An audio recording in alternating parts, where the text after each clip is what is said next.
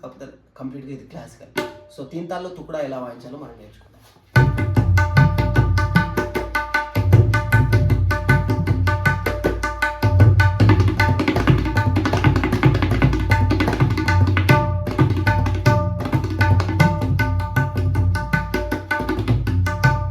So ఇది ఎలా వాయించాలో నేర్చుకుందాం ఫ్రెండ్స్.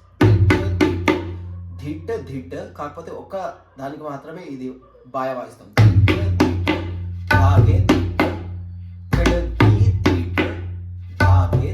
సో ఇప్పుడు లైట్ మ్యూజిక్ వాయిస్తే 4/4లో ఇది వాడుకోవచ్చు.